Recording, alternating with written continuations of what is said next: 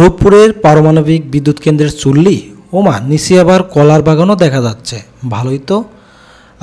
এটা হচ্ছে রূপপুরের পারমাণবিক বিদ্যুৎ কেন্দ্রের মেইন ফলক গেট, যেখান দিয়ে শ্রমিকটা ভিতরে ঢোকে। আর এখান দিয়ে হচ্ছে যে ইঞ্জিনিয়ারগুলো আছে রাশিয়ান, সেই ইঞ্জিনিয়ারগুলো এখান দিয়ে প্রবেশ করে।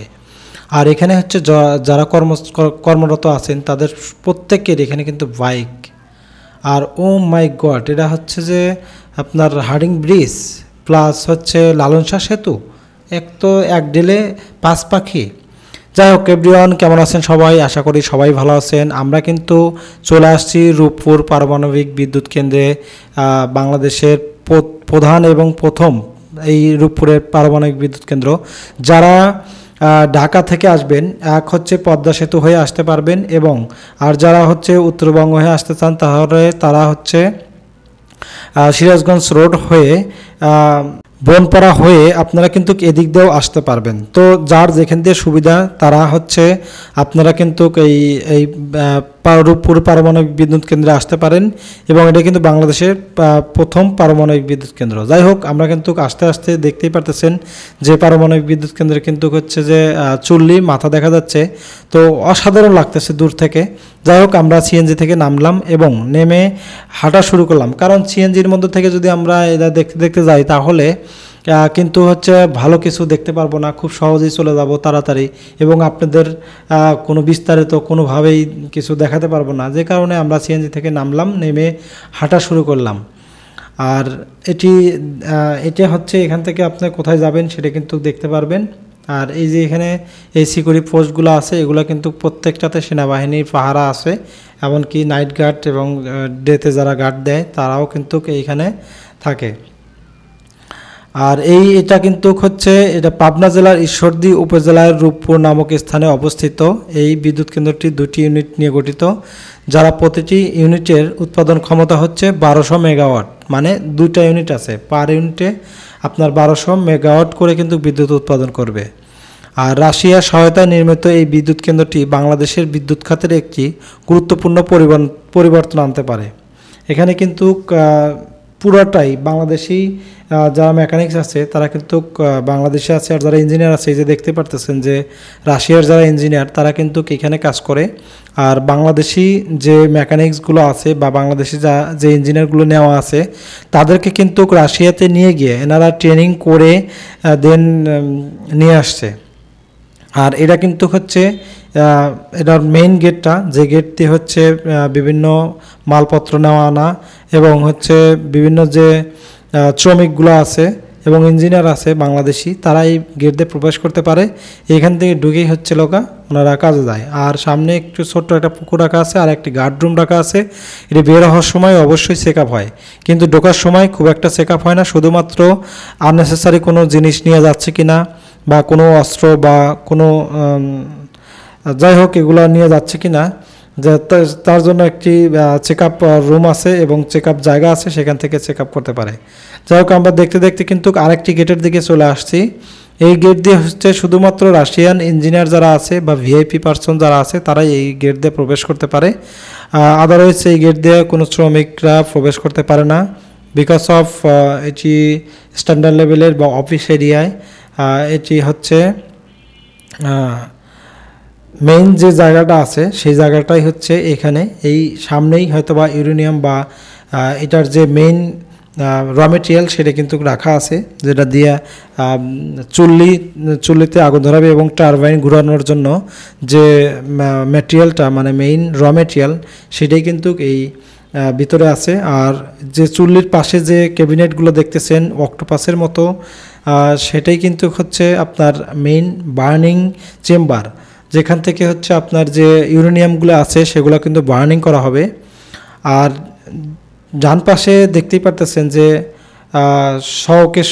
আপনার হচ্ছে বাইক রাখা আছে, যে বাইকগুলি এখানে যারা কর্মরত আছে বাংলাদেশি যারা, তাদের এই বাইকগুলো কিন্তু তাদের মূলত।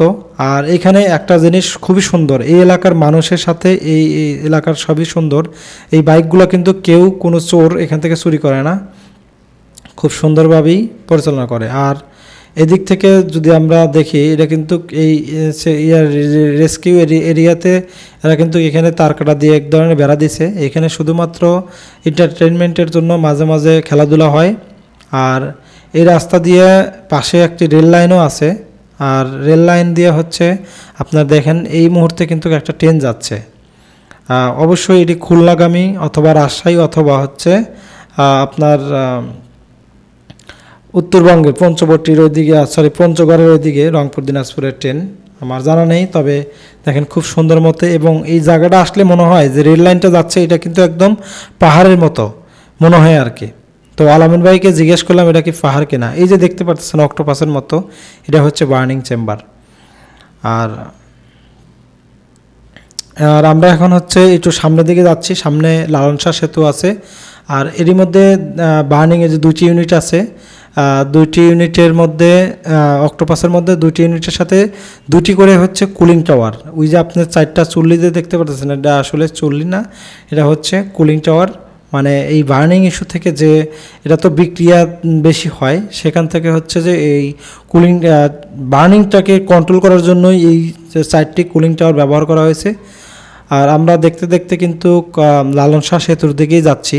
ওইখান থেকে হচ্ছে 4টি এই কুলিং টাওয়ার খুব সুন্দর মতো দেখা যাবে। এখান থেকে খুব ভালো মতো দেখা যাচ্ছে না। আর যত ভিজিটররা আছে, যত টুরিস্টরা আছে, তারা কিন্তু সবাই এই লালন শাহ সেতুর উপর থেকেই এই ফটোগ্রাফি ভিডিওগ্রাফি করে। কারণ হচ্ছে ওইখান থেকে এই চুল্লিটা অনেক সুন্দর লাগে, এবং ওইখান থেকে দেখতে টপ ভিউ এবং ফ্রন্ট ভিউ অনেকটাই সুন্দর, যেটা আমরা ফলক থেকে দেখতে পারবো না। কারণ হচ্ছে যে এখানে আপনার গেট দেওয়া আছে এবং সিকিউরিটি মেনটেন করা আছে, যে কারণে আমরা কিন্তু এখান থেকে দেখতে পারবো না। যে কারণে আমরা লালন শাহ সেতু এবং হার্ডিং ব্রিজের পাশেই যাচ্ছি। এখানে কিন্তু আমি আগেই বলি, এখানে কিন্তু আসলে আমি বুঝতে পারিনি যে এক জায়গায় আসলে 5 রকমের পর্যটক বা জায়গা ভিজিট করা যাবে, সেটা আমি কখনো ভাবি নাই। আমি শুধুমাত্র রূপপুর পারমাণবিক বিদ্যুৎ কেন্দ্র দেখার জন্যই আসছিলাম। তো আলামিন ভাই লালন শাহ সেতুর উপরে নিয়ে আসলো, থ্যাংক ইউ আলামিন ভাইকে। তো সেতুর উপরে এসে দেখলাম, ও মাই গড, তো খুব সুন্দর লাগতেছে কুলিং টাওয়ার 4টা। আলামিন ভাই বলল যে চলেন একটু মাঝে যাই, মাঝে গিয়ে নামি। এবং এখানে নামার পরে যখন আমরা চুল্লির দিকে তাকালাম, তখন দেখি ও মাই, এটা তো 3টা চুল্লি। তাহলে চুল্লি হচ্ছে আপনার আরেকটা কই গেল। আলামিন ভাই বললো যে চলেন একটু মাঝের দিকে যাই। মাঝের দিকে গেলে কিন্তু 4টা চুল্লি দেখা যাবে, কারণ একটা কুলিং টাওয়ার একটার পাশেই আছে। ওই যে ছায়া দেখতেই পারতেছেন। তো আমরা আলামিন ভাইকে নিয়ে সামনে গেলাম। দেখতে পারতেছেন যে এর আগে কিন্তু একটা ট্রেন অলরেডি চলে গেছে, এটা কিন্তু 2য় নাম্বার ট্রেন। আমরা এখান থেকে আসতে আসতে আর একটা ট্রেন চলে আসলো। যাই হোক, হয়তো আধা ঘন্টা হয়েছে এখান থেকে আমাদের আসা। তো আধা ঘন্টার মধ্যে 2টি ট্রেন যাচ্ছে। এটা কিন্তু পাকশি ব্রিজ, হার্ডিং ব্রিজ, যেটি আমাদের রেল সেতুর সবচাইতে বড় একটি ব্রিজ ছিল। এখন তো পদ্মা সেতু, যমুনা সেতু হয়ে গেছে। এটা ব্রিটিশ আমলে অনেক বড় একটি সিঙ্গেল সেতু ছিল। তারপরে লালন শাহ সেতু এখানে করা হয়েছে, আগে এখানে ঘাট ছিল। যাই হোক, আমরা হাঁটতে হাঁটতে 4টা চুল্লি দেখার জন্য লালন শাহ সেতুর মাঝের দিকে যাচ্ছি। এখান থেকে 3টাই দেখা যাচ্ছে। তো আমাদের হয়তোবা আরেকটু সামনে যেতে হবে। তো চলুন আমরা আরেকটু সামনে গিয়ে দেখি 4টি কুলিং টাওয়ার দেখা যায় কিনা। আমি বারবার চুল্লি বলতেছি, সবাই চুল্লি বলে, সেই জন্য আর কি। যাই হোক, আমরা দেখতে দেখতে আবার হার্ডিং ব্রিজের দিকে তাকাচ্ছি এবং লালন শাহ সেতু দেখতেছি। এর মধ্যে আমরা আপনাদেরকে বললামই যে আমরা কিন্তু এক ডেলে 5 পাখি মারছি। 1 নাম্বার হচ্ছে রূপপুর পারমাণবিক বিদ্যুৎ কেন্দ্র, 2 নাম্বার হচ্ছে আপনার পদ্মা নদী, 3 নাম্বার হচ্ছে আপনার লালন শাহ সেতু, 4 নাম্বার হচ্ছে হার্ডিং ব্রিজ, এবং 5 নাম্বার হচ্ছে সূর্য অস্ত্র। আপনি জানেন এখান থেকে সূর্য ডোবাটা আসলে এত সুন্দর দেখা যাবে, যেটা অমায়িক। আর সুন্দর এই সূর্য যখন অস্ত্র যাবে তখন কিন্তু এই আপনার এটা দেখতে অনেক সুন্দর লাগবে। মানে কোনটা, কুলিং টাওয়ারটা দেখতে অনেক সুন্দর লাগবে। যাই হোক, আমরা রূপপুরের কিছু কথা শুনি। রূপপুর পারমাণবিক বিদ্যুৎ কেন্দ্রে দেখবো নাকি হচ্ছে হার্ডিং ব্রিজের উপর দিয়ে যে ট্রেনগুলি যাচ্ছে সেগুলোই দেখব, আমি ভাবতে পারতেছি না। কারণ আধা ঘন্টা পরই এখানে দেখতেছি 3টি ট্রেন চলে যাচ্ছে। এই হার্ডিং ব্রিজের উপর থেকে, আর সুন্দর একটি ঝনঝন ঝনঝন শব্দ আসতেছে। তো আমার শুনে ভালো লাগলো। তো আপনার মাইক্রোফোনে অতটা শোনা যাবে না, কারণ হচ্ছে লালন শাহ সেতুর উপর দিয়ে অনেক গাড়ি যাচ্ছে, বাতাসের শব্দ, এটার সাথে শব্দটা আসলে আমার অনেক ভালো লেগেছে, সেই জন্য আর কি হচ্ছে এই ট্রেনটি এইভাবে দেখা। আর দেখুন একসঙ্গে আপনি ট্রেনও দেখতে পারবেন, হার্ডিং ব্রিজও দেখতে পারতেছেন, লালন শাহ সেতুর উপরে দাঁড়িয়ে আছেন, এমনকি সূর্য অস্ত যাচ্ছে সেটাও দেখতে পারতেছেন। আসলে এরকম সুন্দর জিনিস ছাড়া আর কি হতে পারে যে একই জায়গায় দাঁড়িয়ে আপনি পাঁচটি সৌন্দর্য জিনিস উপভোগ করতেছেন, তা আবার একই সময়ে। তো আপনি যেদিকেই তাকাবেন সেদিকেই শুধু সুন্দর আর সুন্দর, সুন্দর ছাড়া এখানে আপনার আর কিচ্ছু নেই, কারণ আপনি 5টি জিনিস দেখতে পারতেছেন। যাই হোক, থ্যাংক ইউ আলামিন ভাইকে যে এই এত সুন্দর একটি জায়গা নিয়ে আসার জন্য। তাই বারবার আমি আলামিন ভাইকে সামনে নিয়ে আসতেছি যাতে তার কৃতজ্ঞতা মনে থাকে। 1961 সালে প্রথম এই স্থানে একটি পারমাণবিক বিদ্যুৎ কেন্দ্র স্থাপনের প্রস্তাব করা হয়েছিল, তবে বিভিন্ন কারণে প্রকল্পটি বাস্তবায়ন করা সম্ভব হয়নি। অবশেষে 2010 সালে বাংলাদেশ সরকার রাশিয়ানের সাথে একটি আন্তঃরাষ্ট্র চুক্তি স্বাক্ষর করে, যার মাধ্যমে রূপপুরের পারমাণবিক বিদ্যুৎ কেন্দ্র নির্ণয়ের প্রক্রিয়া শুরু হয়। এই মেগা প্রকল্পে নির্ণয়ের কাজ বেশ কয়েকটি পর্যায়ে বিভক্ত। এর মধ্যে রয়েছে প্রকল্পের জন্য উপযুক্ত স্থান নির্বাচন এবং প্রয়োজনীয় জমি অগ্রাধিকার করা। বিদ্যুৎ কেন্দ্রের মূল স্থাপনা যেমন চুল্লি, ভবন, টারবাইন, হলো কন্ট্রোল রুম এবং অন্যান্য সহায়ক কাঠামো নির্মাণ করা হয়।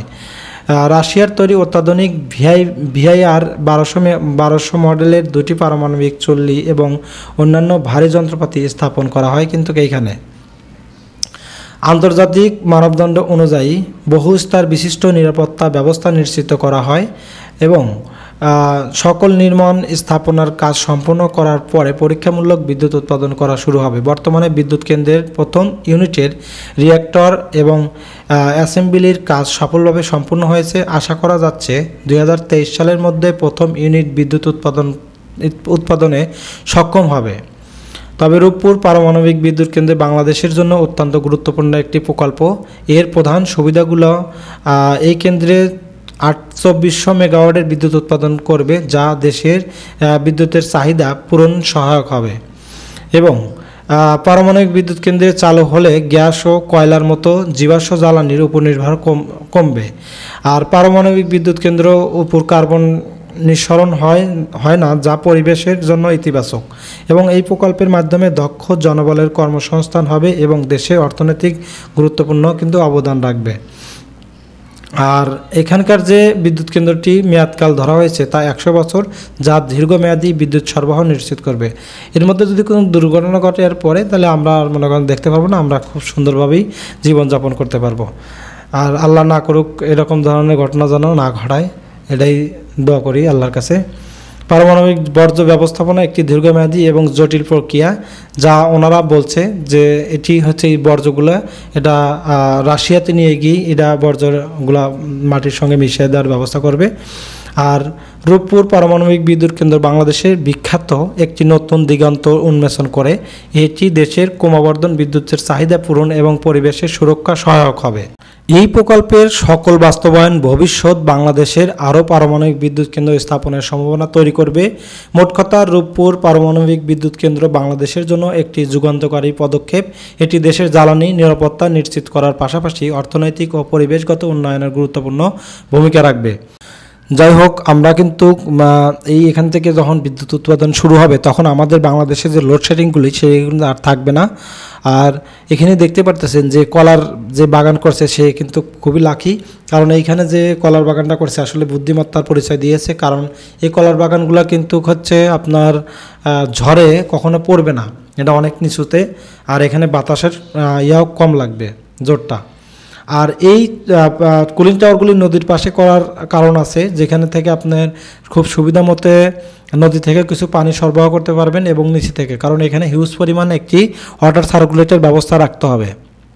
কারণ এই চুলির মধ্যে অক্টোপাসের যে দুটি চুলি দেখা যাচ্ছে, এই অক্টোপাসের মধ্যে যখন ইউরেনিয়াম যখন গলনাঙ্ক হবে বা বাষ্প তৈরি করা হবে পানি, তখনই কিন্তু আপনার এই চুলিই কাজে লাগবে। এখান থেকে যত পরিমাণ ওয়াটার ফ্লো করা যাবে তত পরিমাণ আপনার কিন্তু বিদ্যুৎ এখান থেকে চাহিদা হবে। কারণ আপনার ইউরেনিয়ামের কাজ হচ্ছে শুধুমাত্র পানির বা এখানকার চুলিটাকে গরম করা। আর পাশেই যে পদ্মা নদী দেখতেছেন, আসলে অমায়িক এই পদ্মা নদীর এই পানি এতটা স্বচ্ছ, আপনি এসে মনে হবে যে এখানে গোসল না দিয়ে আমি বাসায় যাব না, এরকম একটা পানি। আপনি আসলে ক্যামেরাতে আমি বোঝাতে পারতেছি না, আমি যদি নিচে নামতে পারতাম তাহলে আপনাদের দেখাতে পারতাম যে আসলে পানিটা কতটা ক্লিয়ার। আপনি এখান থেকে যখন নিচে থেকে যাবেন তখন দেখতে পারবেন যে একদম নিচ পর্যন্ত আপনার এটার যে বালি আছে সেই বালিগুলো দেখা যাচ্ছে, একদম চিকচিক করতেছে, এমনকি কিছু মাছও দেখা যাচ্ছে। যাই হোক, আমরা আরেকটু সামনে যাচ্ছি, সামনে থেকে আমরা ডানে যাব। আমরা সূর্যাস্ত দেখতে পারিনি, আমরা যেহেতু এক টেলে 4 পাখি 5 পাখি মারবো, তারাই হচ্ছে এখানে আসবো। এখানে ফ্যামিলি নিয়েও আসতে পারবেন, এখানে সুন্দর ফটোশ্যুট ভিডিও শ্যুট সবই নিতে পারবেন। কোনো রকম কোনো চোকাই পোলাপান, কোনো ধান্দাবাজি পোলাপান এই এলাকায় নাই, কোনো ছিনতাই রাহাজানি কোনো কিচ্ছু হয় না। তবে আশা করি আপনারা এখানে আসলে হতাশ হবেন না। আপনি বাংলাদেশে যে জায়গায় ঘুরতে যান, শুধুমাত্র কক্সবাজার ব্যতীত এখানে আসলে আপনার অন্যরকম একটা ফিল হবে। আর এইখানকার মানুষের যে আন্তরিকতা সেগুলো আপনি বুঝতে পারবেন। পদ্মা নদী এই মাঝখানে গেলে পরে আরও বিশাল দেখা যাবে এবং আরও সুন্দর দেখা যাবে, মনে করবেন যে আপনি কক্সবাজারে আছেন। যাই হোক, আমরা হচ্ছে ব্যাক করতেছি, আমরা যাব হচ্ছে পাবনা মেন্টাল হসপিটালে। এর আগে আপনারা ভিডিওতে দেখেছেন পাবনা মেন্টাল হসপিটালে, যারা দেখেননি তারা অবশ্যই আমার চ্যানেলে গিয়ে দেখে আসবেন পাবনা মেন্টাল হসপিটাল এখানকার, এবং এখানকার মানুষজনের যে আন্তরিকতা সেটাও দেখানো হয়েছে। আর আমার আরেকটা ভিডিও আছে, সেটি এই চ্যানেলে আছে, যেটা হচ্ছে পাবনার শহর একদম নাইটে পাবনার শহর কতটা জাঁকজমক থাকে এবং কতটা সুন্দর থাকে সেটি দেখা হবে। দেখে আসতে পারেন, আমার এই চ্যানেলে দেওয়া আছে। আর আমার চ্যানেলটা অবশ্যই সাবস্ক্রাইব করবেন। আর আমার ভিডিওতে কী পরিমাণ ইমপ্রুভ আনতে হবে সেটিও আমাকে বলে দিতে পারেন, যাতে আমার ভিডিওর কোয়ালিটিটা আরেকটু ভালো করতে পারি। তো দেখা হবে আমার পরবর্তী ভিডিওতে। থ্যাংক ইউ সবাইকে, ভালো থাকবেন সবাই আশা করি, এবং আপনাদের জন্য দোয়া করি এবং আমার জন্য দোয়া করবেন যাতে আরও সুন্দর সুন্দর জায়গা আপনাদেরকে উপহার দিতে পারি। এটাই ছিল, ভালো থাকবেন, সালামু আলাইকুম।